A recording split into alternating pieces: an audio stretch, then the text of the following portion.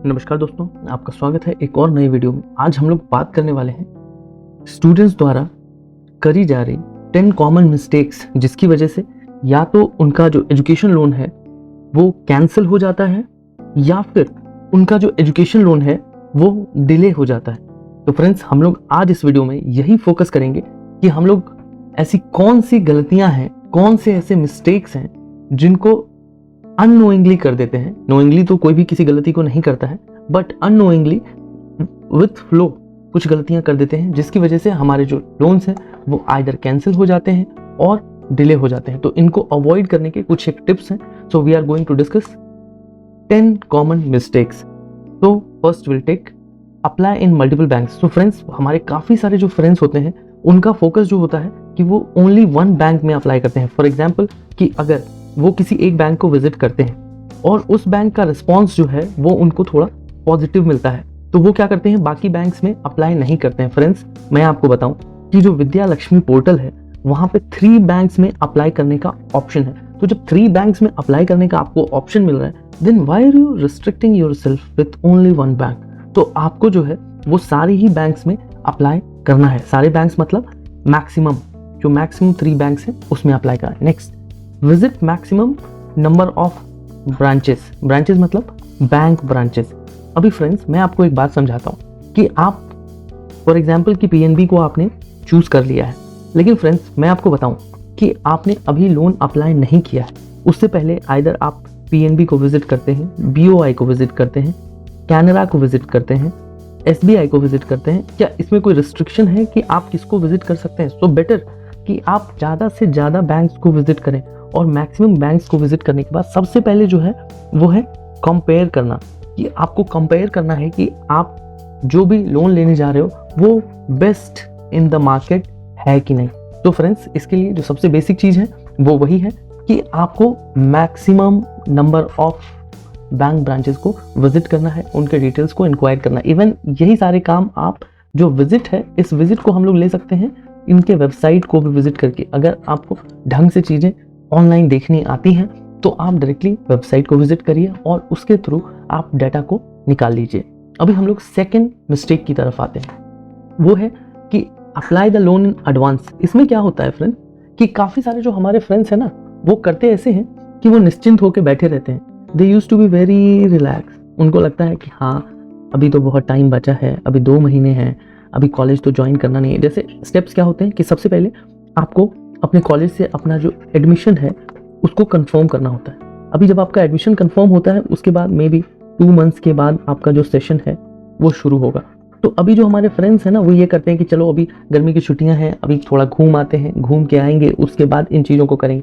तो इसमें होता ये है कि ये डिले हो जाता है। सो बेटर कि आप जब काउंसलिंग के लिए जा रहे हो ना, मेरे हिसाब से कि आप जब भी काउंसलिंग के लिए प्लान कर रहे हो कि हाँ मेरे को अभी काउंसलिंग के लिए जाना है, तो उससे पहले ही ना फ्रेंड्स कि आपको बैंक्स को विजिट कर लेना है। यहाँ पे ये आपका फर्स्ट स्टेप होना चाहिए। आप बैंक्स को एडवांस में विजिट करें, वहाँ डिस्कस करें। डिस्कस आपको क्या करना है, आपको डिस्कशन में ये रखना है कि हाँ मैं अभी एडमिशन के लिए जा रहा हूँ, मेरी की जो रिक्वायरमेंट है वो ये होगी। अभी डेफिनेटली आपको पूरा 100% श्योर अपना रिक्वायरमेंट पता नहीं होगा, बट 90% जो रिक्वायरमेंट है वो पता होता है कि हाँ it is going to be this much amount. तो उसके लिए कौन सा बैंक आपको सूट करने वाला है ये आपको पता होना चाहिए। नेक्स्ट, कि choose the bank in advance. अभी जो मैंने कहा था कि आइदर आप बैंक की वेबसाइट को विजिट करते हैं या फिर आप फिजिकली बैंक को विजिट करते हैं। आप चाहे कुछ भी करेंगे ना, आपको बैंक को पहले ही डिसाइड कर लेना है। लाइक कि अगर आप फॉर एग्जांपल फ्रेंड कि आप जो है वो विद्या लक्ष्मी पोर्टल पे अपना लोन अप्लाई करने वाले हो विथ 3 ऑप्शंस। अभी जब भी आपके पास 3 ऑप्शंस हैं तो वहाँ क्या आप रैंडमली कोई भी 3 बैंक का नाम डाल दोगे? नहीं ना, आपको डिसाइड करके डालना है। तो ये जो डिसीजन है आपको एप्लीकेशन फॉर्म करने टाइम पे नहीं लेना है। This you have to take way back. तो इसके लिए आपको जो प्लानिंग्स हैं वो एडवांस में करनी चाहिए एज पर अस। अभी यही हम लोग थर्ड मिस्टेक की तरफ चलते हैं, ये है ऑल्टरनेट्स ऑफ एजुकेशन लोन। तो फ्रेंड्स, मैं आपको बताऊं कि ये जो ऑल्टरनेट वर्ड है, पहले हम लोग इसको थोड़ा बाइफरकेट करते हैं। अभी देखिए, जो ऑल्टरनेट लोन्स हो सकते हैं एजुकेशन लोन के, वो क्या हो सकते हैं? First one is personal loan. Second one क्या हो सकता है, आप किसी मनी लेंडर से लोन लेंगे। थर्ड क्या हो सकता है, बहुत सारे लोग होते हैं वो होम लोन या फिर प्रॉपर्टी लोन लेके भी बच्चों को पढ़ाते हैं। अभी हम लोग देखते हैं कि ये करना ठीक है कि नहीं। सो फ्रेंड्स, ये डेफिनेटली बहुत ही ज़्यादा गलत है। यहाँ पे देखिए लिखा है कि other loan can not replace the benefits of education loan. मतलब क्या है कि जो दूसरे कोई भी बैंक लोन है ना, कि जैसे पर्सनल लोन या किसी मनी लेंडर का लोन, ये किसी भी बेनिफिट को रिप्लेस नहीं कर पाता है। वो कैसे? सबसे पहले कि जो पर्सनल लोन होता है ना फ्रेंड्स, उसका जो इंटरेस्ट रेट होगा वो बहुत ही हायर साइड में होता है। लेकिन अब ये जो है, ये पर्सनल लोन पे भी है, यही सेम जो है ये कोई भी लोन हो, चाहे वो पर्सनल लोन है, मनी लेंडर लोन है, इन दोनों लोन्स में तो इंटरेस्ट रेट जो है वो डेफिनेटली हायर साइड पे होता है और इसका जो इम्पैक्ट होता है वो बहुत ही ज़्यादा मैसिव होता है। तो फ्रेंड्स, हम लोग फिलहाल इंटरेस्ट रेट वाली बात आगे देखेंगे, लेकिन this is one of the thing कि आपको इसका ध्यान देना है। आपको किसी दूसरे लोन के लिए नहीं जाना है। अगर आप स्टडीज़ के पर्पज से देख रहे हो, then only you have to go for education loan. Next, अभी एजुकेशन लोन में आपको एडवांटेज क्या है? अगर आप एजुकेशन लोन ले रहे हो तो आप देखो, इसमें आपको एक सब्सिडी बेनिफिट मिलता है। इसके बारे में आपको पता होगा। ये सब्सिडी क्या होता है? आपका जो भी इंटरेस्ट है वो इंटरेस्ट आपका ऑलमोस्ट रिफंड हो जाता है। दूसरा क्या है? इनकम टैक्स पे रिबेट। ये किस पे मिलता है? ATE पे। ये क्या होता है कि आपने जो यहाँ पे जो इंटरेस्ट आपको रिटर्न मिल रहा है, वो इंटरेस्ट आपको रिटर्न मिलता है only on moratorium period. Moratorium period क्या होता है? कोर्स प्लस जो एक कूलिंग पीरियड होता है वो वाला टाइम। इसके अलावा जो समय है उसमें जो इंटरेस्ट अप्लाई होता है, उस इंटरेस्ट के रीपेमेंट पे आपको जो है वो टैक्स रिबेट मिलता है अंडर ATE। तो फ्रेंड्स, आई होप आप समझ गए होंगे, यहाँ आपको डुअल बेनिफिट है एजुकेशन लोन लेने का। तो आपको कभी भी डेविएट नहीं होना है, आपको only and only education loan की तरफ जाना है for study purpose. Next, credit score to improve. अभी क्रेडिट स्कोर जो है ना फ्रेंड्स, ये एक बहुत ही इंपॉर्टेंट रोल प्ले करता है। इसमें करना क्या होता है आपको कि जो आपका सिबिल होता है ना, अभी आजकल क्या है कि सिबिल को फ्री में चेक करने का एक बहुत ही चलन चल गया है। फ्री चेकिंग ये कैसे होता है आपको भी पता होगा। बहुत सारे प्लेटफॉर्म्स आ गए हैं जो आपको आपका सिबिल स्कोर बताते हैं। तो ये आपको नहीं करना है, मल्टीपल टाइम्स नहीं चेक करना है। आपने एक बार चेक कर लिया, that is well and good. अगर आप बार बार लाइक ऑन मंथली इंटरवल अगर आप चेक कर रहे हो तो जो आपका स्कोर है, सिबिल स्कोर, वो रिड्यूस हो जाएगा। और अगर सिबिल स्कोर आपका रिड्यूस होता है, then you have to be answerable, bank will again take some call. तो आपको इसका ध्यान रखना है। वहीं दूसरी चीज की जो कंज्यूमर लोन्स है ना, उसको बहुत ही सीरियसली लेने की जरूरत है। अभी फ्रेंड्स, कंज्यूमर लोन क्या होता है अभी मैं आपको बताता हूँ। ये बहुत छोटे लोन्स होते हैं। ये जैसे आपने मोबाइल के लिए कोई लोन ले लिया हो, या फिर जो फ्रिज, मतलब जिसको रेफ्रिजरेटर भी बोलते हैं, मतलब जो बहुत छोटे छोटे लोन्स होते हैं ना, कंज्यूमर लोन्स, उससे आपको भी बचना है, आपके पेरेंट्स को भी बचना है। बचना मतलब स्टूडेंट्स हो या पेरेंट्स, आपको इस चीज़ का ध्यान देना है कि अगर आपने ये लोन लिया है तो इसको आपको टाइमली चुका के ख़त्म करना है, क्योंकि ये होगा बहुत ही छोटा लोन। क्योंकि जो कंज्यूमर लोन होता है वो एक्चुअली जो है वो लो अमाउंट लोन होता है। अभी लो अमाउंट लोन तो होता है, लेकिन इसका इम्पैक्ट इतना ड्रास्टिक होता है कि ये जो आपका सिबिल स्कोर है ना, उसको लाइक 700 से सीधे सीधे 500 पे ला के खड़ा कर देगा विद इन 6 मंथ्स। तो आपको इसका ध्यान रखना है। अभी हम लोग नेक्स्ट मिस्टेक की तरफ चलते हैं, वो है अवॉइड प्राइवेट फंडिंग। अभी प्राइवेट फंडिंग क्या होता है फ्रेंड? प्राइवेट फंडिंग मतलब आप किसी मनी लेंडर के पास जाते हैं और मनी लेंडर से आप पैसे ले लेते हैं। क्यों ले रहे हो आप? क्योंकि जो प्रोसेस है ना बैंक में, वो आपको थोड़ा लेंदी लग रहा है। आपको लग रहा है कि अरे यार बैंक वाले ना बहुत दौड़ाते हैं, सो बेटर कि हम लोग मनी लेंडर से ले लें। But this is one wrong thing, very very wrong assumption friends. जो प्राइवेट मनी लेंडर्स होते हैं वो इंटरेस्ट रेट बहुत ज़्यादा चार्ज करते हैं। मैं आपको अगर बताऊं कि आपको अगर पता होगा कि जो प्राइवेट मनी लेंडर्स हैं वो ऐसे बोलते हैं कि वो 2% ब्याज ले रहे हैं। फॉर एग्जाम्पल, अगर 2% मतलब आप इसको ऐसे करो कि 2 × 12, इट इज कमिंग 24%। तो आप इमेजिन करो फ्रेंड्स कि आप एक बैंक से जब लोन ले रहे हो तो बैंक आपको जो लोन प्रोवाइड करती है max to max, any private bank also they provide somewhere in range of 11 to 13%। मैं प्राइवेट बैंक की बात कर रहा हूँ, प्राइवेट जो कि एक वन ऑफ द हाईएस्ट वाला होता है। लेकिन जो मनी लेंडर्स हैं वो आपको 24, ऑलमोस्ट डबल पे दे रहे हैं। तो बेटर कि आप ऐसे किसी भी पढ़ाई के पर्पज से कि जो लॉन्ग टर्म होने वाला है उसको आपको मनी लेंडर या किसी प्राइवेट फंडिंग के थ्रू नहीं जाना है। और प्राइवेट फंडिंग का मतलब कहीं से भी फ्रेंड्स ये नहीं है कि प्राइवेट बैंक। तो प्राइवेट फंडिंग मैं लिख देता हूं यहाँ कि जो private funding is nowhere equal to private banks. तो फ्रेंड्स और दूसरी बात ये कि जो बैंक का जो प्रोसेस है वो थोड़ा लेंदी प्रोसेस होता है। तो आपको लेंदी प्रोसेस से अगर बचना है तो आप यहीं पे जो प्राइवेट बैंक्स हैं उनकी तरफ जाएं। उनका भी जो इंटरेस्ट रेट है वो कॉम्परेटिवली थोड़ा ज़्यादा होता है, बट उनका जो प्रोसेस है वो थोड़ा सिंपल होता है। बट मनी लेंडर और जो प्राइवेट लेंडर्स हैं वो कहीं से भी एडवाइजेबल नहीं है। तो फ्रेंड्स अभी हम लोग नेक्स्ट, और उसका कारण जो सबसे बड़ी बात है फ्रेंड्स कि आप यहाँ ये देखो कि अगर आप 24% पे ले रहे हो तो आपका जो प्रिंसिपल है ना वो in every 4 years it will double itself. तो अगर आप किसी से 4 लाख रुपए ले रहे हो, 4 lakhs, let me clean it, अगर आप किसी से 4 lakhs ले रहे हो और कितने सालों के लिए, 16 years के लिए, क्योंकि 4 लाख अभी क्या होगा कि वो हर 4 साल में डबल हो रहा है पैसा। तो आपने अगर 16 years के लिए ले लिया तो 16 years में ये जो पैसा है 16 years में ये जो पैसा है वो 16 lakhs हो जाएगा। तो this is going to be a huge amount, none not at all advisable. तो फ्रेंड्स आप शायद समझ रहे होंगे क्योंकि इतने डिटेल में शायद कोई नहीं बताएगा आपको, तो आप इसको ध्यान से समझें। नेक्स्ट फ्रेंड्स कि चूज बैंक करेक्टली। बैंक आपको कैसे चूज करना है, तो फ्रेंड्स उसका बहुत ही सिंपल आइडिया है, वो है इंटरेस्ट रेट के बेसिस पे। तो एक चीज तो है वो है प्रोसेसिंग कैसा है बैंक का, that is one thing. Second thing interest rate.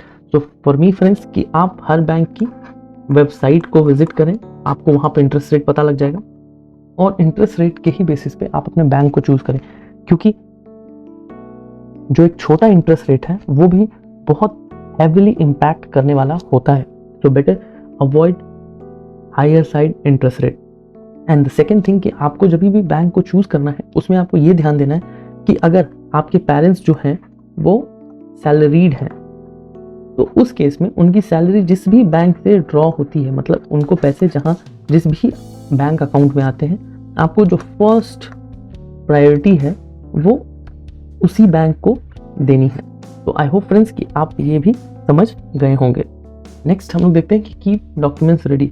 अब इसका मतलब क्या है, ये मैंने आपको ऑलरेडी पहले भी डिस्कस कर दिया है। उसमें ये है कि आपको अपने डॉक्यूमेंट्स जो हैं वो एडवांस में रेडी करके रखने। ऐसे नहीं सोचना है कि हाँ अभी एडमिशन होगा फिर एडमिशन के बाद बैंक जाएंगे, नहीं। अगर आपने ये मन बना लिया है कि अभी आपको पढ़ाई करनी है and you have to go for loan, then आपको जो डॉक्यूमेंट्स है, बेसिक डॉक्यूमेंट्स के बारे में आपको पता होगा। इवन हम लोगों के वीडियोज़ हैं, इवन मेरे ही नहीं मल्टीपल वीडियोज़ अवेलेबल हैं यूट्यूब पे, जहां आपको ये पता लग जाएगा कि कौन कौन से बेसिक डॉक्यूमेंट्स होते हैं। जो भी ये बेसिक डॉक्यूमेंट्स हैं फ्रेंड्स, आपको इनको डेफिनेटली अपने पास रेडिली अवेलेबल करके रखना है। नेक्स्ट आजकल जो एक बहुत ही क्रूशियल पार्ट प्ले कर रहा है वो है मोबाइल लिंकिंग। अभी मोबाइल लिंकिंग क्या है कि मोस्ट ऑफ द प्लेसेस पे जो आधार OTP है ना, जिसको ऐसे भी लोग बोलते हैं UID OTP, तो ये जो है ये कैसे आता है, उसके लिए आधार जो है वो लिंक होना ज़रूरी है मोबाइल से। सो फ्रेंड्स आपको इसका बहुत ही ज़्यादा ध्यान रखना है कि अपने आधार में मोबाइल नंबर को लिंक करके रखें।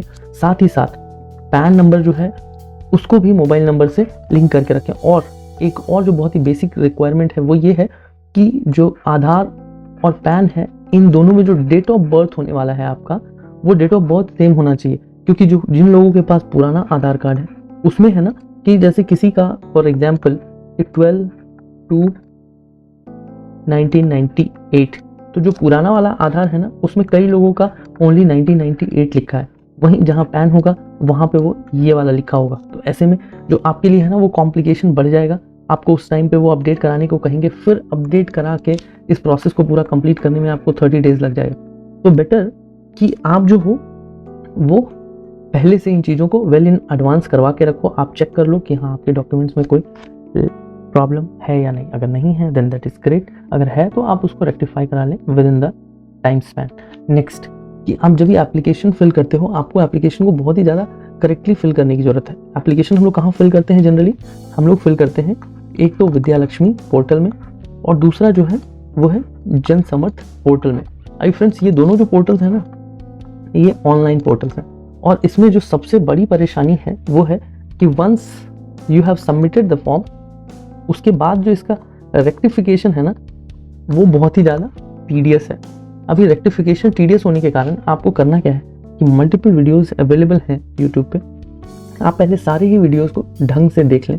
हम लोगों के चैनल पर भी वीडियोस अवेलेबल हैं, आप उन वीडियोस को देख लें, थॉरली देखें, समझें, सारे डॉक्यूमेंट को रेडी कर लें। अभी आपको डॉक्यूमेंट्स रेडी करने का मतलब इसमें क्या है, तो फ्रेंड्स मैं आपको बताऊं कि आपको सारे ही जो डॉक्यूमेंट्स हैं ना, उसकी सॉफ्ट कॉपी बनानी है। कैसे? पीडीएफ फॉर्म में या फिर जेपीजी फॉर्म में।